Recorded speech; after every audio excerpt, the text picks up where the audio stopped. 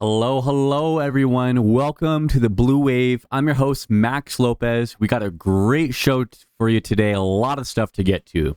Hundreds of thousands of vote-by-mail ballots erased from Florida's election systems. We're going to be looking into what all that's about and the GOP's continued attacks against vote-by-mail. Mike Pence says abortions should be banned for non-viable pregnancies. Crazy stuff. Ron DeSantis finally points out obvious truth about Trump. And we're seeing some signs that DeSantis may be switching up his campaigning strategy based on the fact that basically panic, in my opinion, that the Ron DeSantis campaign is panicking and they're seeing the writing on the wall that their campaign is doomed and they're having to try out some different things. Ohio Democrats post a racy ad exposing the weirdness of the GOP and their continued crusade against birth control and abortion. And we're ending out the week with a rap video that proclaims that Marjorie Taylor Greene is the MAGA MVP. MTG, the MVP. We're gonna listen to some of that. Hundreds of thousands of vote-by-mail ballots have been erased from Florida's election systems.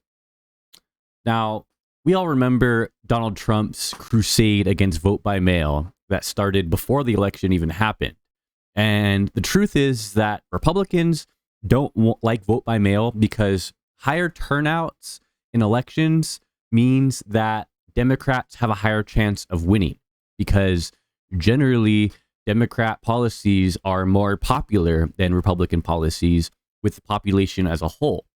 So Republicans have to resort to things like voter suppression and putting as many obstacles as they can in the way of people just trying to cast their ballot, which is their constitutional right to do so. So let's look at this article here from NBC2.com, and excuse the kind of weird formatting of this website. It looks like something from the 90s, but it's fine. We can still read the information just fine. So hundreds of thousands of vote-by-mail requests erased from Florida's system. Most everything has an expiration date, but one thing you may not have expected to expire was your vote-by-mail ballot. NBC2 has learned hundreds of thousands of vote-by-mail requests have been wiped out by the system in every county in the state. This means most of us right now will not receive a ballot in the upcoming March primary. Lee County would like to have about 250,000, vote-by-mail requests in its system, but only has 23,000. It's up to voters to reach out to the county they live in to request a ballot to be mailed to them. Stephanie Korkatz is a registered voter in Lee County and prefers to vote by mail in order to save her time and the stress of waiting in line on election day. She was shocked to learn that her request for a mail ballot was wiped out by the county system. There's no notification. I didn't get notified. I didn't know this was at all happening. It just came out of the blue. However, a new law signed by Ron DeSantis requires counties to purge requests before every general election. They'll claim it will cut down on election fraud, although no significant fraud has been discovered in Florida. The DeSantis legislator kicked everyone off of vote by mail at the end of the year. So beginning January 1st, it's up to us to go and re-enroll and vote by mail, said Viri Ryan, a registered voter in Lee County. It's so serious that Lee County election supervisor Tommy Doyle is sounding the alarm. Right now, it seems pretty serious. It's unprecedented because this is the first time everyone's request for vote by mail has expired. Wow. So the Republicans, like I said, this is the tactics that they resort to because they can't have people exercising their voice and exercising their right to vote in big numbers because it means that their party becomes irrelevant. An article from 2020. Look no further than this. Ignoring FBI and fellow Republicans, Trump continues assault on mail-in voting. It started even before the election. In the face of contradicting messages coming from members of his own party, members of the U.S. intelligence community, and even a member of his own family, President Trump continues his months-long campaign against efforts to expand voting by mail amid the coronavirus pandemic. The fraud and abuse will be an embarrassment to our country, Trump said. On Monday, he claimed without evidence that mail ballots may purposefully be manipulated to be sent to Democratic areas and not Republican areas. On Sunday, he decried a system of ballot return that the federal government calls secure and convenient in official documents. They don't like people coming out to vote. Okay, they don't like it. If it was up to them, they wouldn't have anybody. They wouldn't have any elections in the first place. Okay, and if they did, they would be fake elections like they have in Russia and in other authoritarian countries, where they have an election on paper, but it's not real because nobody actually gets to participate in it. Here's another one. MSNBC, Texas Republicans try and fail to justify long voting lines. If you can wait in line for a COVID test, the GOP argued you can wait in line to vote. In May 2020, President Trump launched an aggressive campaign against mail-in voting. There are many problems with the argument, but one specific flaw was one of particular interest. Conway didn't contest the fact that she and her party preferred an electoral system in which it was more difficult for Americans to participate in their own democracy. Saying that because Kellyanne Conway said she knows people who waits in line for baked goods, so you can wait in line to vote, right? It's just absolutely ridiculous. And a more efficient system needs to be thought of. And we can't let righties keep suppressing people's right to vote, because if they're going to keep trying to do it, and if they succeed, it's going to be very, very bad for our country, because elections are going to go bye-bye. And actual elections that matter anyways. Mike Pence says abortions should be banned for non-viable pregnancies. Mike Pence, once again, making himself known to be the hardest liner candidate out there on abortions.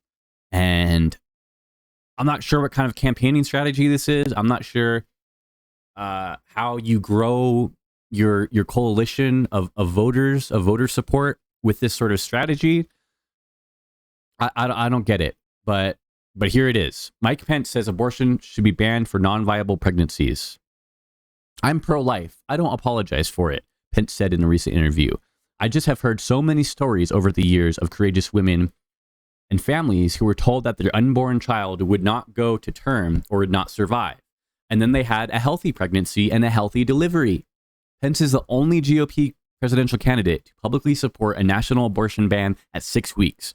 1 in 3 women confirmed their pregnancies past the 6-week mark, according to a November 2021 study published in the journal Contraception. He also has supported bans on birth control and pushed a 15-week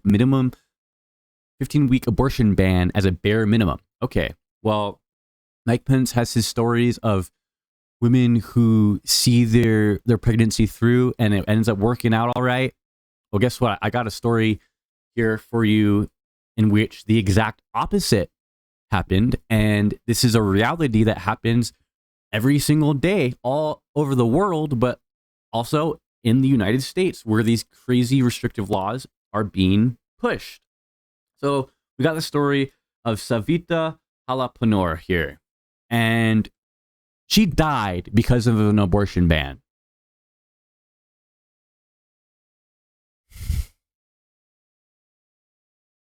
Savita Halapanar, 31, an Indian-born dentist, died in 2012 in Galloway on Ireland's west coast after she was denied an abortion by doctors who cited the country's strict laws, even though there was no chance her baby would survive.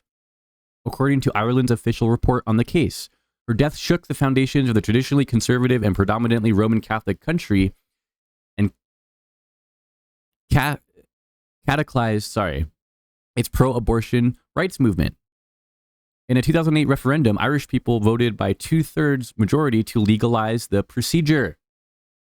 So for Mike Pence's storyline of, oh, there's women that they end up having their baby, and it's this great, wonderful thing that they saw the pregnancy through. And wouldn't it be such a bad thing if we were to take that potential away, that potential life away? For every case of that, there's another case of a woman dying because she was not able to access abortion. Okay? And as the laws get stricter and stricter and stricter on abortion rights in the United States, women are going to only continue to suffer the direct results of the fall of Roe v. Wade, as well as the implementation of other strict laws around the country. So women die when they're not able to access abortions. That's why this is a matter of healthcare. It's a matter of sanity, and it's a matter of women should have the right to continue to live if their pregnancy is threatening their own life. Apparently, Mike Pence doesn't agree with that, but imagine the dystopian hellscape this country would turn into if women who had non-viable pregnancies were not able to get an abortion. It would not be good, and that's Mike Pence's reality and what he wants for this country. Ron DeSantis finally taking a line of attack against Trump that I've been saying he should have been doing for a long, long time now. And if he had been doing it for a long, long time, instead of doing this weird crusade against wokeism and the woke left and the woke mob and woke, everything's woke. Anything that's against DeSantis is woke. I've always thought if you're a candidate in the GOP right now, you have to go through Trump. There's no sidestepping him. There's no, I'm going to talk about issues around Trump. And no, Trump, the Republican Party is Trump's party. And if you are to chip away at his support, you better go at him. You better go at him hard, and you better go at him consistently.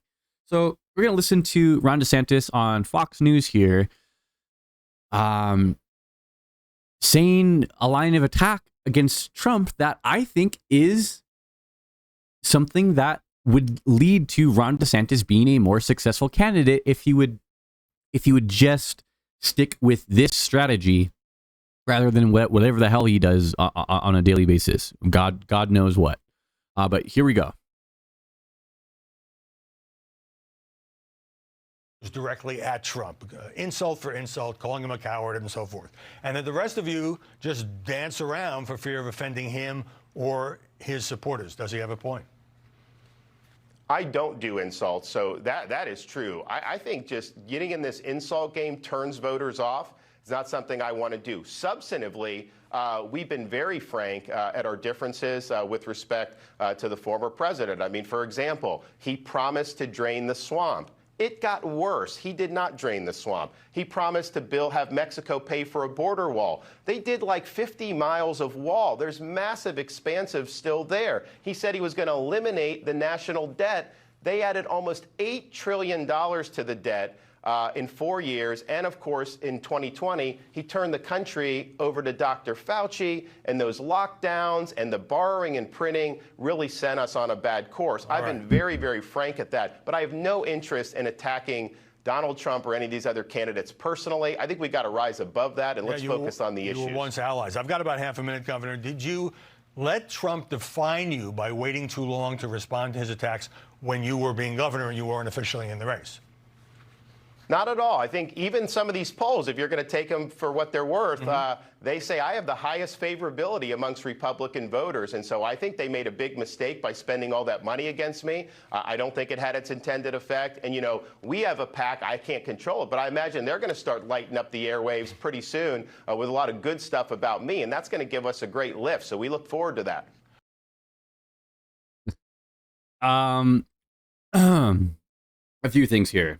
So, firstly, why not be shooting, but not shooting, excuse me, why not be shouting that line of attack every interview? Just say that. Every interview, every speech, everywhere you go. That's what Ron DeSantis should be saying every single time he opens his ugly mug to talk. Dude, you'd be doing way better. You'd be doing way better, because there might even be some Trump voters that you pierce through the veil of their delusion and of their cult mindset. You might even be pulling a few Trump voters on over with this sort of line of attack, but it's not enough to bring it up once in every 3 months or whatever, and say, oh, that's good enough. So I don't get DeSantis saying, oh, well, we do constantly say this. We do. No, you don't, dude. You're constantly talking about Disney. You're constantly talking about LGBTQ people. You're constantly talking about the woke military. You're constantly talking about, I mean, just the most nonsensical, non-issue things that you could think of. Ron DeSantis has based his campaign around that, instead of pitching himself as the better candidate compared to Trump, which is very confusing. And DeSantis mentions that his favorability is high in the polls, if you believe those or whatever. But what have we heard DeSantis say to rebuke, I'm sorry, not rebuke, that's not a word, to rebuke criticism of his lagging poll numbers and of his seemingly imploding campaign, is that, oh, well, you can't trust the polls. You can't trust the polls. The polls are nonsense. One poll says this, one poll says that. I mean, he's been totally dismissive of every piece of data up until this point that's saying, hey, dude, you're not doing the best at this.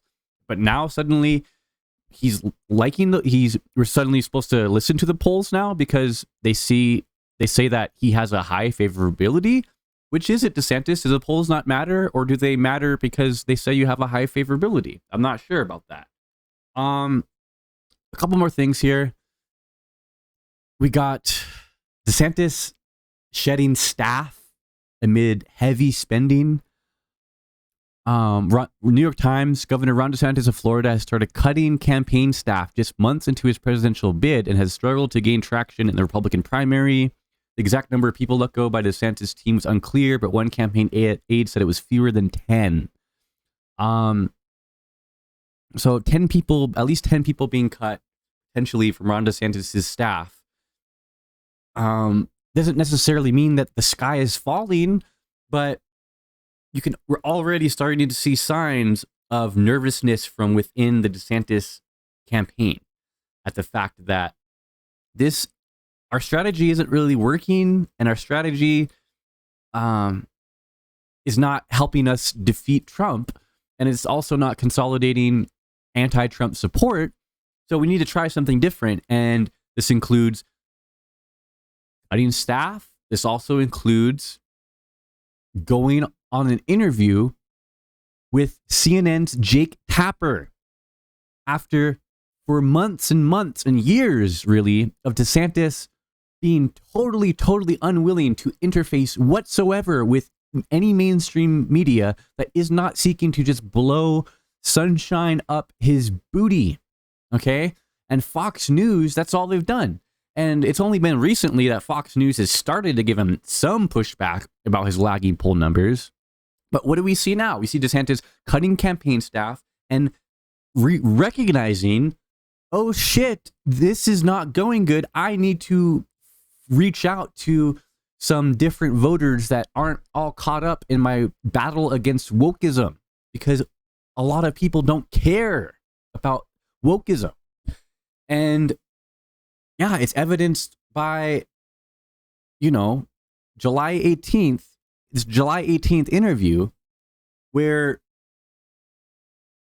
he's finally realizing, I have to go out there and I have to talk with people that disagree with me, and I have to have contentious conversations in which I'm going to be challenged. And it's like, dude, where have you been, DeSantis? Where have you been? It's just absolutely astounding. If DeSantis had been criticizing Trump like we heard in that clip consistently, constantly, every damn day for however long he's been, you know, running at least, or thinking that he's going to run. And if he had been going out and reaching out to CNN and MSNBC and non-crazy news sites, I guess CNN, I'm not sure if you can call that non-crazy because they had a Trump town hall, but yeah, just really, really strange. Strange strategy from DeSantis's campaign. And I think when DeSantis's campaign is relinquished to the dustbins of history, I think that political scholars are going to look back in time and look at his campaign of, this is how you do not run against a incumbent candidate who has all their name recognition in the world and has all the popularity in any party. This is not how you run a campaign. It's just not. It's just not how you do it.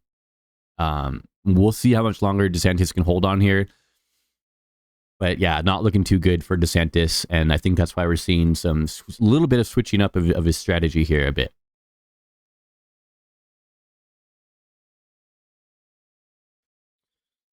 Ohio Democrats post a racy ad exposing weirdness of the GOP.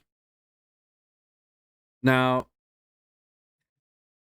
I love when Democrats come out with these advertisements that just hit, and forget about the political correctness, forget about trying to be polite and trying to be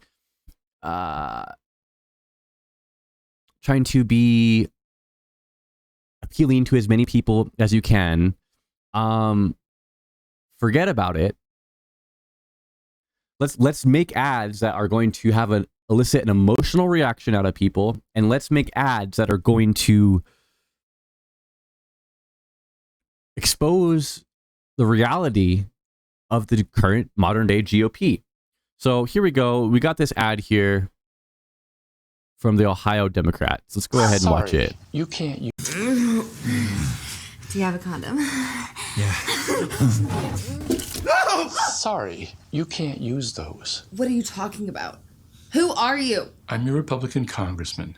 Now that we're in charge, we're banning birth control. This is our decision, not yours. Get out of our bedroom. I won the last election. I'm not going anywhere. I'm just gonna watch and make sure you don't do anything illegal. Wow. Really, really good ad. Really effective. Very visceral. And it really exposes the weirdness of, yeah, the GOP wants to get involved in people's bedrooms. And the GOP wants to make decisions for two consenting adults that are choosing to have sex with each other. The GOP wants to be in the room with couples making their own decisions. They literally want to do that. So it's not totally unfair to make an advertisement like this, because it's what they want. They want to be in the room. They want to be part of the decision process. And it's just so weird. Out of all the things to care about in this country, why is women taking birth control such a huge problem? Why? You know what I mean? Republicans are weirdos, okay? They care about weird issues that do not affect the majority of people, and they use these issues to rile up the 35% of the country that's going to go right along with it. And that's going to be their talking point. And that's the issue that they currently are pushing. That becomes the whole party's platform. Their whole apparatus becomes focused on one thing. And this is why their talking points become so ingested into the American psyche. I mean, just look at the talking points that they've held in the past and how they've shifted.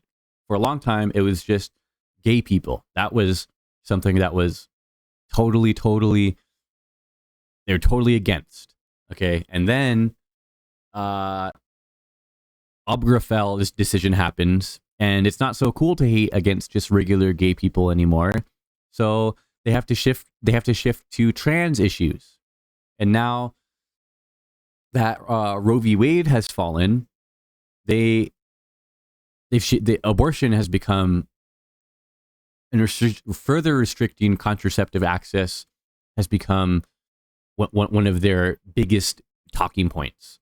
There will always be some rabbit pulled out of the hat to frighten the American people and to whip them up into a frenzy. Let's say that a transgender rights bill is passed, and it gives the right to people to transition, and it bans. Let's say there's a bill that comes out that bans any bills that restrict transgender people's rights. Okay, well, they're gonna move on to something else. They'll pull something else out of the hat. Some other issue that nobody's talking about right now, or nobody's even concerned with, will then be their big sticking point that they're gonna beat the American people over the head with.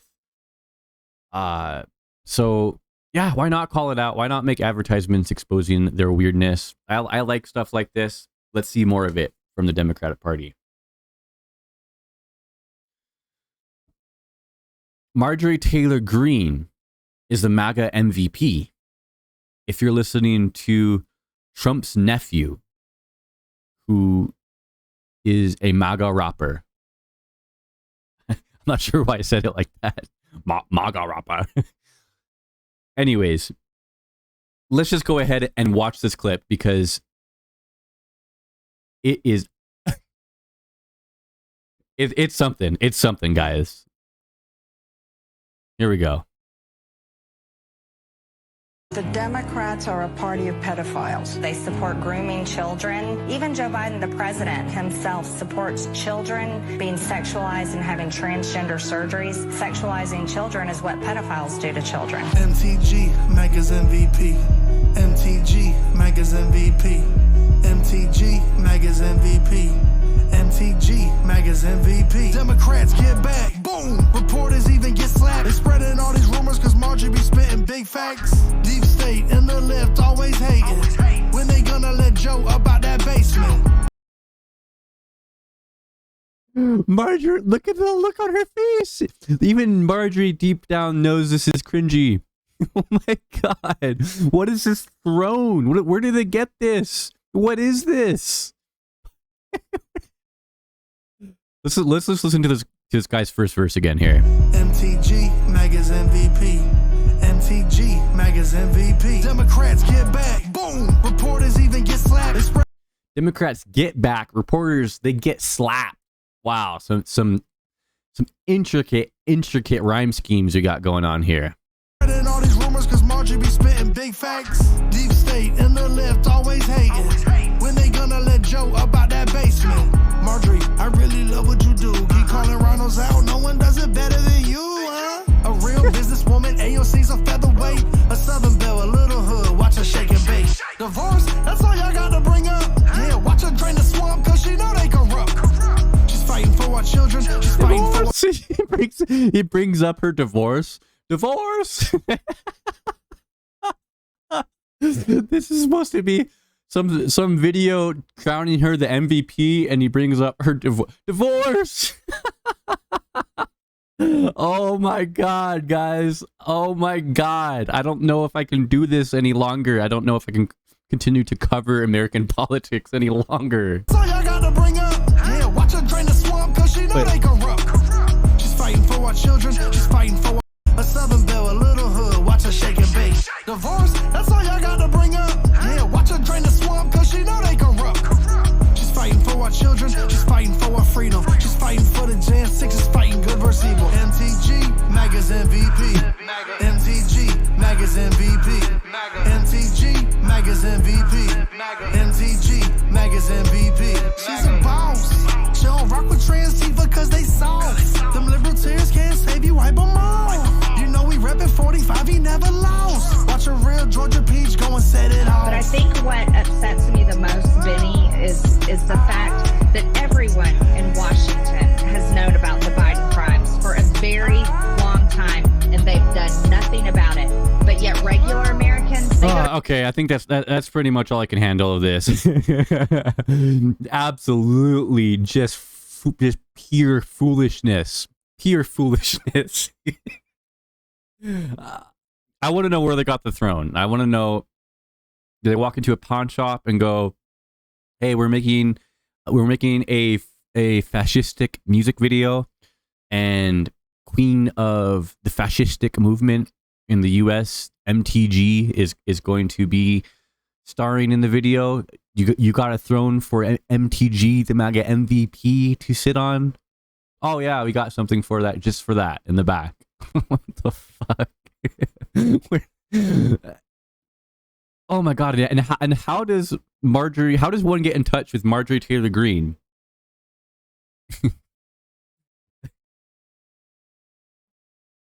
Oh my goodness! How does one get in touch with an elected official and tell them, "Hey, we're gonna make a rap video. I'm a MAGA rapper, and we're gonna make a MAGA rap video, and we need you to sit on this throne and look smug into the camera while I rap about you hating trans people and trying to help out the January 6ers and some other stuff in there that I've already forgotten. Oh yeah, and that you've been divorced." Shouldn't Marjorie Taylor Greene have better stuff to do with her time than respond to music video requests from a MAGA rapper? And I guess if this country had its head screwed on right, it should. She should, but it doesn't, and that's why Marjorie Taylor Greene is an elected official in the first place, and that's why we get awesome rap videos like this. MTG, the MAGA MVP. MTG, the MAGA MVP. Ah, funny stuff. Funny stuff. All right, that's all I got for you guys in this one. I want to thank you so much for watching. Please be sure to like the video, subscribe to the channel, and comment down below. Let me know what you think about any of the stories. I have a link in the description to leave a voicemail. Go ahead and do that if you'd like. And thank you so much for your continued support. I'll catch you in the next one. Peace out. And MTG, the MAGA MVP.